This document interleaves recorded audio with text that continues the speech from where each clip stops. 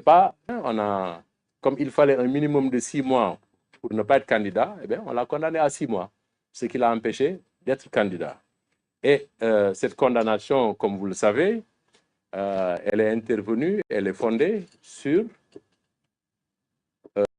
l'inexistence, j'allais dire, du rapport du PRODAC dont notre client disait qu'il avait épinglé M. Mamba Niang. Alors, à la suite, maintenant, quand M. Ousmane Sonko s'est retrouvé Premier ministre, bien entendu, le rapport dont on disait qu'il n'existait pas, et on y reviendra, ce rapport-là a été porté donc à sa connaissance, et il s'agit d'un rapport qui existe bel et bien, qui a été signé, et qui épingle, pour reprendre le mot de notre client, qui épingle bien M. Mamba Niang. Alors, fort de cela, M. Sonko a demandé à ses conseillers des Sceaux à l'effet de faire procéder. Alors, donc, et pour ce cas, alors, donc, et pour ce cas-ci, parce que la prévue par la loi organique sur la Cour suprême. Les voies de recours ordinaires, elles sont prévues par le Code de procédure pénale. C'est l'appel, c'est l'opposition sur la Cour suprême. Les voies de recours ordinaires, elles sont prévues par le Code de procédure pénale. C'est l'appel, c'est l'opposition, etc. Et encadrées par les dispositions de la loi organique sur la Cour suprême. Et comme le nom de Sonko, c'est le 4e cas qui est prévu par l'article 93 de la loi organique sur la Cour suprême, qui prévoit, pour ne pas écorcher le texte, je vais vous lire le 4e cas. Je ne vais pas vous lire tout le texte. C'est l'article 92. Hein? 92. Voilà, lorsque, après une condamnation, un fait vient se produire ou se révéler, ou lorsque des pièces inconnues lors des débats sont présentées, de nature à faire naître un doute sur la culpabilité du condamné. C'est bien le cas du rapport PRODAC. Alors, mais dans ce cas précis, M. Ousmane Sonko n'a pas le pouvoir, n'a pas la prérogative de saisir directement la Cour suprême.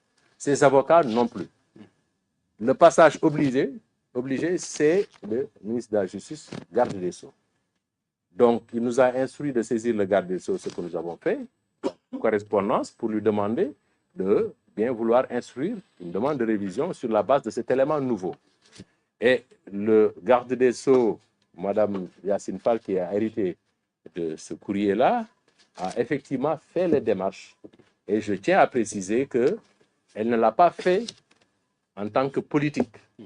Elle a agi en tant que garde des Sceaux et n'a fait qu'appliquer ce que la loi a prévu, en pareille occurrence.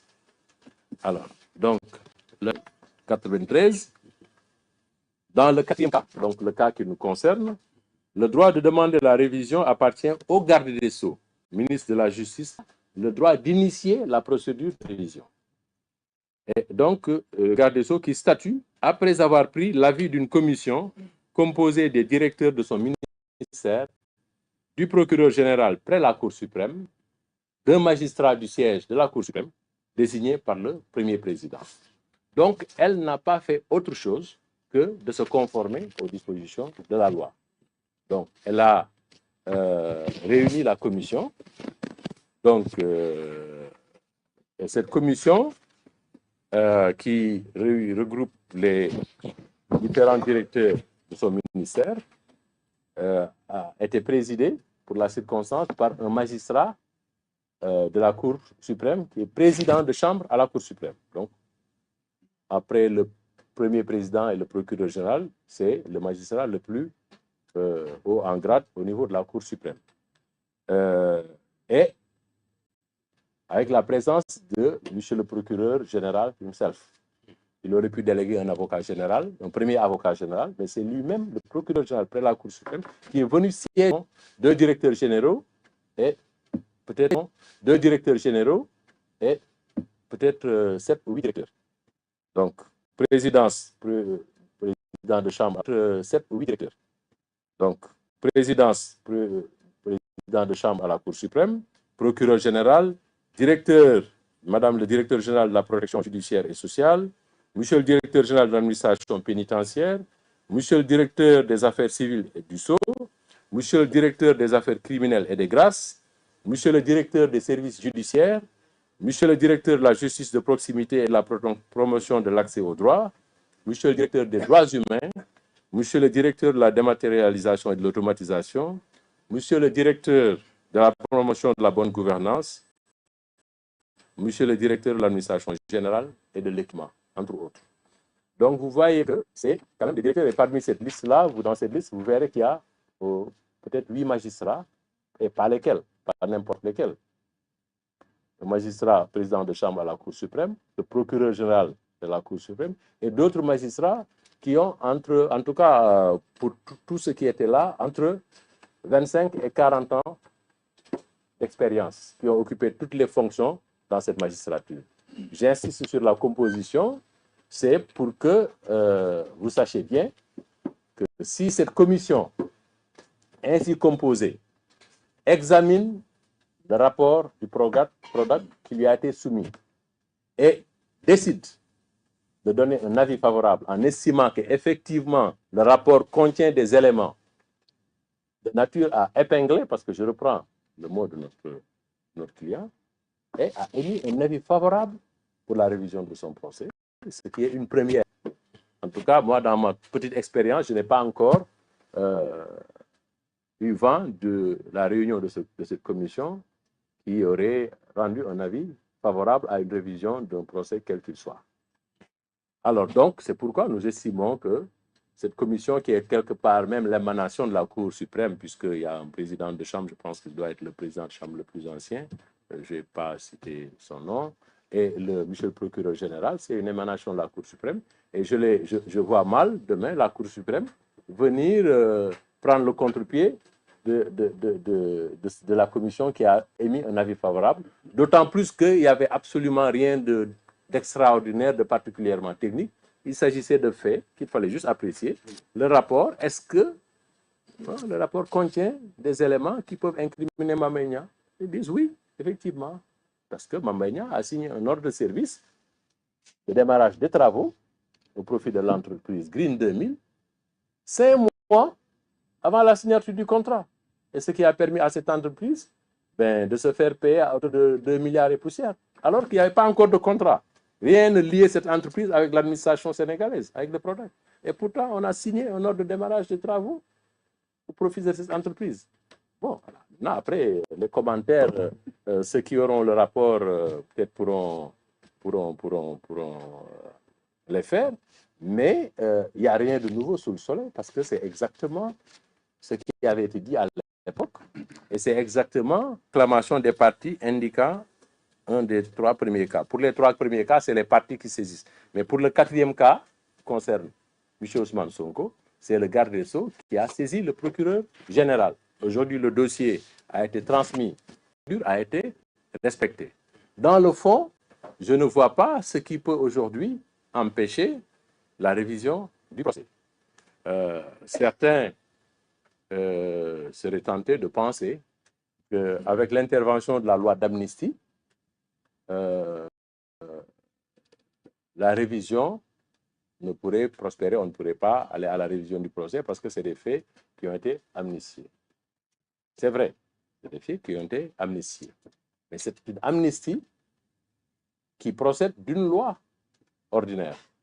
Je vous ai dit tout à l'heure que dans la hiérarchie des normes au Sénégal, la loi organique a une place supérieure à celle des lois ordinaires. Il y a la Constitution, il y a les lois constitutionnelles, il y a la loi organique, il y a les lois ordinaires. Alors, donc, une amnistie prévue par une loi ordinaire, est-ce qu'elle peut influer sur une procédure prévue par une loi organique qui lui est supérieure? En droit, non. Et d'ailleurs, pour cette même affaire, si on devait suivre cette logique, la Cour suprême ne se serait pas prononcée sur le rabat d'arrêt. parce que le rabat d'arrêt est intervenu après la loi d'amnistie. Pour autant, la Cour suprême a déclaré la procédure en rabat d'arrêt recevable, l'a examinée et a statué sans même évoquer pas une seule seconde ou ni sur une seule phrase la loi d'amnistie. Parce que la loi d'amnistie ne joue pas dans ce cadre-là. Mais il y a mieux aussi. Si on considère, même si on devait considérer que la loi d'amnistie pourrait être un obstacle à la révision du procès tel qu'elle est prévue par les dispositions supérieures d'une loi organique, même si par extraordinaire, on devait considérer cela, mais il reste que la loi d'amnistie elle-même prévoit à son alinéa 3 que cette loi d'amnistie, cette amnistie ne préjudicie pas aux droits des tiers. Cela veut dire quoi? Cela veut dire que ceux qui ont bénéficié de condamnations civiles prononcées par des décisions pénales sur des faits amnistiés, ces parties civiles-là, leurs droits sont préservés. Donc aujourd'hui, Mame Mbaye Niang dispose d'une condamnation sur les intérêts civils à un montant de 200 millions qu'il peut, du jour au lendemain, exécuter. Il a contraint d'ailleurs M. Ousmane Sonko, dès après sa condamnation, à aller faire muter le seul bien qu'il détient, la seule maison qu'il détient à la cité Gorgui, il l'a muté au nom de ses épouses et de ses enfants pour la faire échapper à une éventuelle saisie, parce que Mame Mbaye Niang a crié Urbi et Orbi qu'il allait exécuter, et que le produit, il allait le donner même à des daras, je pense, c'est ce qu'il avait dit. Alors, donc pour éviter tout cela, il a contraint M. Ousmane Sonko, le président Ousmane Sonko, à muter ce bien-là au nom de ses enfants et de ses épouses. Alors, donc, cette amnistie laisse entier le droit des victimes de l'infraction. Ici, la victime, entre guillemets, de l'infraction de diffamation, c'est Mame Mbaye Niang. Donc, ne serait-ce que de ce point de vue-là, et ça, c'est une question qui est réglée par la jurisprudence française déjà, avant même l'intervention de la loi d'amnistie, c'était déjà réglé. Mais aujourd'hui, nous avons un fondement légal, c'est l'article 3 de la loi d'amnistie qui dit que cette amnistie ne préjudicie pas aux droits des tiers. Ne serait-ce que pour ça, M. Ousmane Sonko a tout intérêt à ce que son procès soit révisé pour ne pas avoir à payer les 200 millions. Je pense qu'on n'a pas besoin de juriste pour comprendre cela. Donc, c'est ce qui a fait, ce qui fait que donc, aujourd'hui, dans le fond, je vous avais dit tout à l'heure que du point de vue de la régularité formelle, le recours est parfaitement recevable, mais au fond également, il n'y a absolument aucun obstacle qui pourrait aujourd'hui empêcher la Cour suprême de réviser le procès. Donc, maintenant, après, ce qui va se passer, si la Cour déclare le recours recevable, ce sur quoi nous n'avons absolument aucun doute, puisque la commission telle qu'elle est composée a rendu un avis favorable, je vois mal la Cour suprême aller à contresens, et je verrai mal sur quoi elle pourrait d'ailleurs se fonder pour dire non. Alors, si c'est le cas, l'affaire va être renvoyée devant une autre cour d'appel. Ça peut être la cour d'appel de Thiès, celle de Saint-Louis, celle de Kaolack, Ziguinchor, Tamba, pour être statué à nouveau sur l'affaire Mame Mbaye Niang contre Ousmane Sonko. Et en ce moment-là, c'est la Cour suprême qui va fixer le périmètre du procès de renvoi. Cela veut dire que le texte prévoit que la Cour suprême va indiquer les questions sur lesquelles le procès va tourner. Les questions qui devront être posées, et ces questions-là, vraisemblablement, elles vont tourner autour du rapport. Voilà. Est-ce que le rapport existe? Est-ce qu'il a été signé? Voilà. Est-ce que les propos, est-ce que le contenu incrimine Mame Mbaye Niang, etc. Bon, je suis en train d'anticiper, je ne suis pas dans la tête des magistrats de la Cour, mais j'imagine simplement que c'est peut-être cela que, autour de cela que les questions vont tourner. Alors, donc, le point le plus intéressant pour M. Ousmane Sonko, parce que moi, je pense que tout cela, c'est évident, que la révision telle qu'elle est enclenchée, elle va aboutir à un nouveau procès. Je vois mal que ça ne se passe pas, compte tenu de ce que je viens de dire. Mais vous verrez, en lisant la loi organique sur la Cour suprême,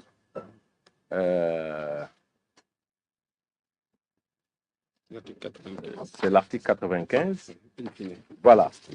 Alors, voilà ce que dit l'article 95 de la loi organique. L'arrêt ou le jugement de révision. Donc, si la Cour suprême décide de renvoyer devant la Cour d'appel de Kaolack, par exemple, pour être jugé, et que la Cour d'appel, au vu du rapport, dise, ce qui est fort probable et presque même indubitable, qu'il n'y a pas de diffamation, parce que le fait qui était réputé diffamatoire, en réalité, c'est un fait qui est là, qui existe. Le rapport est là et qui incrimine. Et elle va infirmer, la décision est relaxée, M. Ousmane Sonko, du fait de diffamation, du chef de diffamation. Et dans cet arrêt, le jugement de révision, d'où résulte l'innocence d'un condamné, peut, sur sa demande, la demande qui se plaint d'avoir été diffamé en ce que celui qui l'aurait diffamé aurait prononcé le mot épinglé, on lui alloue 200 millions, parce que simplement on a utilisé le mot épinglé. Qu'adviendrait-il de celui